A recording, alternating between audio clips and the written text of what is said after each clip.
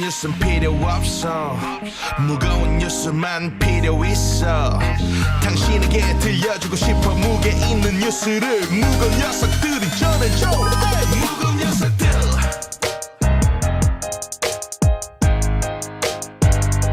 무거운 녀석들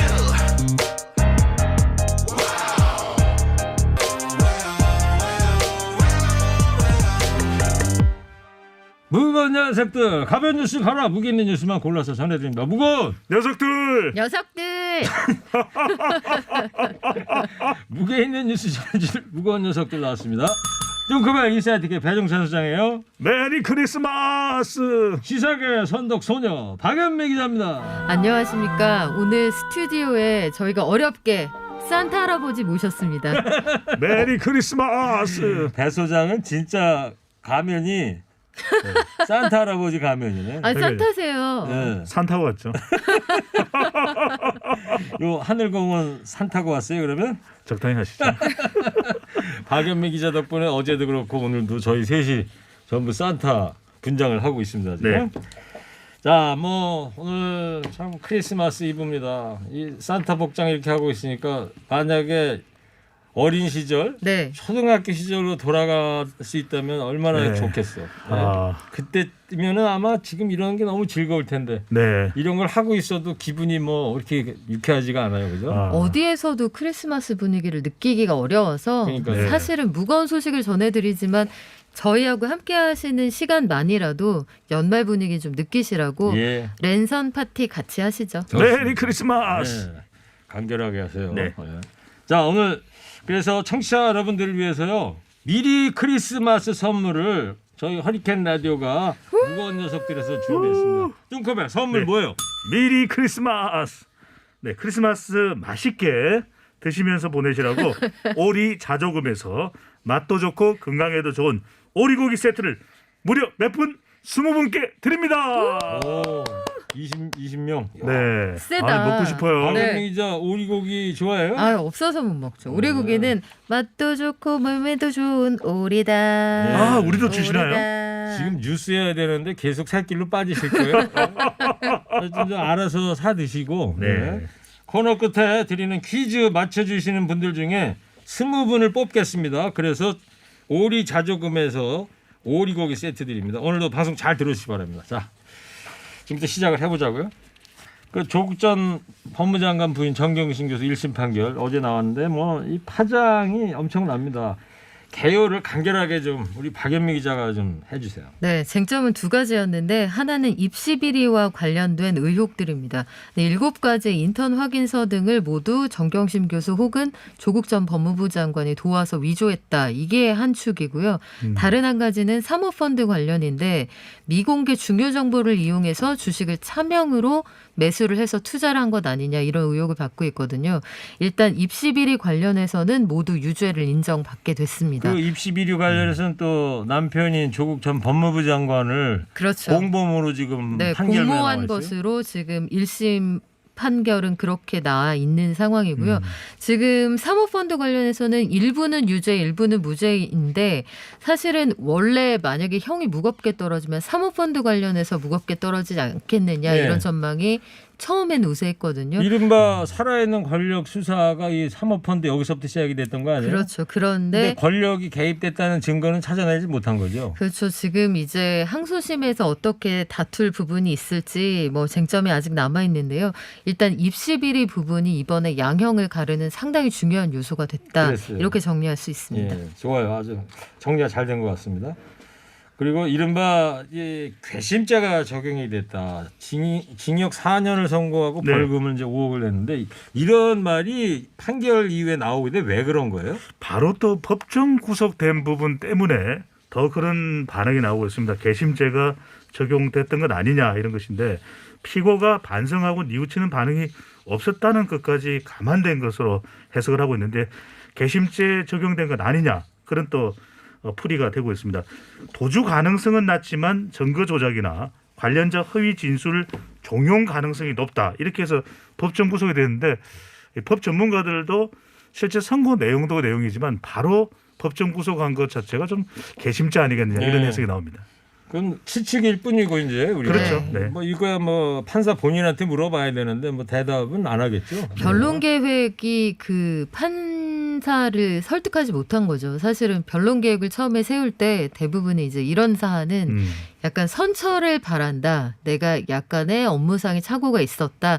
이렇게 해서 양형을 줄일 수가 있고요. 아니면 굉장히 강경하게 전체 다 우리는 하나도 잘못한 게 없다. 이렇게 세울 수도 있는데 아마도 변호인은 후자를 권했을 가능성이 있어요. 네. 그런데 조국 전 법무부 장관의 입장에서는 우리 쪽은 잘못한 게 없다고 확신하고 있기 때문에 전자를 선택했을 텐데 결과적으로 재판부를 설득하는 데는 실패한 셈입니다. 네. 뭐 이거 변호사 자격증 있으세요? 하나 딸까요? 이거 노후를 사탕 위해서? 하나 좀 주세요. 크리스마스 선물. 네. 사탕 2개 갑니다. 네. 자, 근데 여야 입장은 지금 완전히 갈리는 분위기죠. 그렇습니다. 지금 김종민 더불어민주당 최고위원은 정황 재판이다. 뚜렷한 증거를 가지고 하는 재판이 아니다. 이렇게 주장을 했고요. 네. 주호영 국민의힘 원내대표는 사법 적폐라니 정신 못 차렸다. 이렇게 주장을 하고 있어요. 사법 적폐 얘기가 왜 나오냐면 일부에서 이제 이번 판결에 대해서 재판부가 사실상 편들어주기 혹은 검찰에 유리한 판결을 내렸다고 하면서 이 사법부를 탄핵하자 이런 국민 청원에 일부 올라가고 있거든요. 네. 또 의견이 완전히 갈리는 상황인데 여야가 보는 시각도 완전히 엇갈리는 그런 상황입니다. 예. 근데 이제 조국 전 법무부 장관도 입시 비리 정경심 교수와 공범으로 지금 판결이 지금 나온 건데 이러다 보니까 정경심 교수 재판이 조국 전 장관하고 또 앞으로 있을 저 최강욱 열린민주당 의원 재판에도 영향을 줄 가능성이 있다. 이런 분석이 좀 나오고 있습니다. 어제 최강욱 의원 결심 공판도 있었잖아요. 조국 전 장관이 이제 내년에 있을 재판에도 어제 판결이 상당히 큰 영향을 줄 수 있고요. 우선 최강욱 열린민주당 전 대표죠. 의원에게는 실형이 선고됐습니다. 검찰이 조국 전 법무부 장관 아들의 인턴 경력 확인서를 허위 작성한 혐의로 기소된 열린민주당 최강욱 대표에게 전 대표입니다. 1년을 구형을 했습니다. 네. 서울중앙지법 형사 9단독 정종건 판사 심리로 열린 최 대표의 결심 공판에서 기회의 공정성에 대한 신뢰를 무너뜨리고 목표 지상주의를 조장했다. 이같이 구형을 했습니다. 예. 자, 조국 전 장관과 이제 정경심 교수 공모 했다. 이 법원이 이렇게 판단한 부분도 이제 앞으로 향후 재판에 많은 변수가 될 것 같아요. 그렇죠. 조 전 장관도 지금 중앙지법 형사 21부에서 이 입시비리 혐의 등으로 재판을 받고 있는 상황이거든요. 이제 다만 조 전 장관 재판에서는 아들 입시비리와 관련해서 부부가 함께 기소가 돼 있고 딸의 입시비리와 관련해서는 조 전 장관만 기소돼 있는 상황이에요. 그래서 예. 정경심 교수하고 공모를 했다 이 부분을 1심 판결에서 이제 인정을 했기 때문에 향후 조국 전 장관도 좀 불리한 입장에서 재판을 받게 됐습니다. 예. 자, 그 허승봉 청취자께서 안녕하세요. 라디오로만 듣다가 유튜브로 직접 보니까 좋습니다. 예, 고맙습니다. 경희 청취자는 배종찬 소장님 산타 분장 때문에 영 집중이 안 돼요. 크크.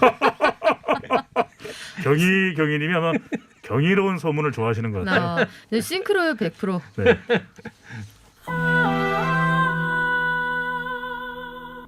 자, 어제 변창흠 국토부 장관 후보자 청문회가 있었어요. 청문회 전부터 논란이 많았는데 청와대 임명 강행 전망이 나오고 있죠? 네, 일단 여당에서는 임명하겠다 이런 쪽으로 입장이 정리되는 분위기예요. 그 민주당 의원들이 뭐 입장이 겹치는데요. 위장 전입 탈세, 병역, 논문 표절, 부동산 투기, 성범죄, 음주운전 등 이른바 문재인 정부의 7대 고위공직자 인사배제 기준에 해당하는 사안이 없다. 그리고 여러 가지 막말 논란도 뭐 맥락상 살펴보면 취지가 좀 왜곡된 부분이 있고 부동산 시장을 안정시킬 능력도 인정되는 것 같다. 이게 여당의 주장인데요. 네네. 뭐 야당의 입장은 전혀 다른 상황이죠. 야당은 그 막말 논란 이런 것 관련해서 절대 안 된다. 뭐 이런 입장입니다. 예. 그 야당은 자진 사퇴를 지금 종용하고 있는 상황이죠. 네, 대통령과 여당은 뭐 임명을 할 가능성이 상당히 높다고 그렇게 보이고 있거든요. 그런 만큼 주호영 국민의힘 원내대표는 당 비상대책위원회 회의에서 많은 국민들이 보지 않았느냐, 망언 시리즈에서 드러난 의식의 천박함이라든지 여러 가지 기관 운영 관련 부정 비리를 볼 때 또 실패한 부동산 정책을 답습하고 오히려 더 강화하는 그런 생각을 가지고 있는 장관 후보자가 임명이 절대로 돼서는 안 된다. 그런데 최종 결정권은 문재인 대통령이 가지고 있기 때문에 네. 임명이 강행될 가능성이 주호영 원내대표도 높게 보고 있는데 그래서 변창흠 후보자가 자진 사퇴해라 예. 이런 주장을 하고 있습니다.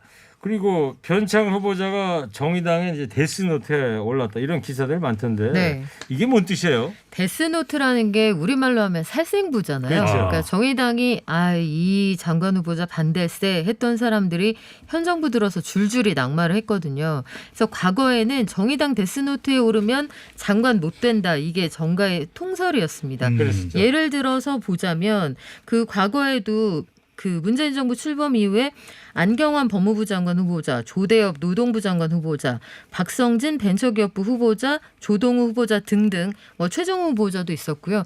정의당이 반대세 하면 다 낙마를 했는데 20대 국회 시절의 얘기예요. 그거는 정의당의 캐스팅 보트로서의 의미가 크게 있을 때의 상황인데 현재는 여당 단독으로 모든 법안을 처리할 수 있는 상황이라 데스노트에 오른 건 맞습니다. 그런데 이게 큰 의미를 가지긴 어려운 상황이 됐습니다. 예. 자, 데스노트가 오늘 중요하죠? 중요합니다. 밑줄 몇 개 쳐야 돼요? 데스노트 밑줄 한 5만 5천 개 정도 쳐보시죠. 네. 너무 많이 치잖아요. 5만 아유, 5천 개를 언제 칩니까? 무섭잖아요. 데스노트. 아, 복부 타시면 됩니다. 그래요. 그리고 3시부터죠. 윤석열 총장 집행정지 사건 두 번째 신문이 서울행정법원에서 열리지 않습니까? 네. 지금 2시 42분이니까 한 20분 뒤부터 열리기 시작할 것 같습니다.